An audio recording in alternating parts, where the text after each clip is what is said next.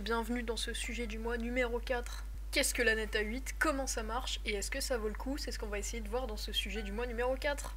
Alors pour commencer, qu'est-ce que la Net A8? La Net A8 c'est une imprimante 3D pour débutants, car très peu chère mais à condition d'avoir un peu de temps devant soi, car la Net A8 est à monter soi-même. Ça vous prendra environ 7 heures de montage. C'est mieux d'utiliser un tuto, car la notice que vous pourrez trouver en PDF n'est pas très bien renseignée, mais ça vaut son prix car environ 150 € pour une imprimante très précise et pouvant imprimer du 24 par 24 cm et 22 cm de hauteur.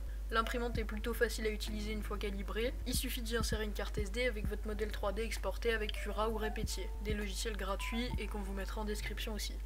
Pour télécharger vos modèles 3D, je vous conseille Thingiverse, un très bon site avec énormément de choix, où vous pouvez faire vos propres modèles 3D avec par exemple Blender, ou plus facile d'utilisation mais moins puissant, Tinkercad. Pour l'avoir testé, je trouve que la Net A8 vaut vraiment le coup, elle est pas chère, elle a beaucoup d'avantages, elle est très précise comme vous pouvez le voir à l'écran avec des impressions que j'ai fait avec la mienne. Il y a aussi un écran qui permet de connaître la température de l'imprimante et le temps restant d'impression, ce qui est vraiment utile. Les temps d'impression sont un petit peu longs, mais c'est normal, c'est commun à toutes les imprimantes 3D. Au niveau du plastique, donc moi j'en ai racheté juste après parce que c'était vraiment de la mauvaise qualité, le plastique fourni avec l'imprimante. Donc moi j'ai pris une bobine de 1 kg sur Grossiste 3D, un très bon site, donc il vous faudra du 1,75 mm, c'est la taille de la buse, et du PLA. L'imprimante marche aussi avec de l'ABS, mais c'est plus risqué l'ABS car ça fait des gaz toxiques. Donc je vous conseille le PLA qui est quand même beaucoup plus simple à utiliser et beaucoup moins dangereux, même s'il est un petit peu moins solide au final.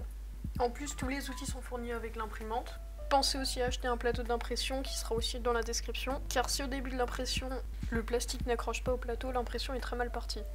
Pour finir, pour moi les gros points positifs de l'imprimante, c'est son prix, c'est sa facilité d'utilisation, à part le montage évidemment, qui est un petit peu compliqué mais plus long que laborieux.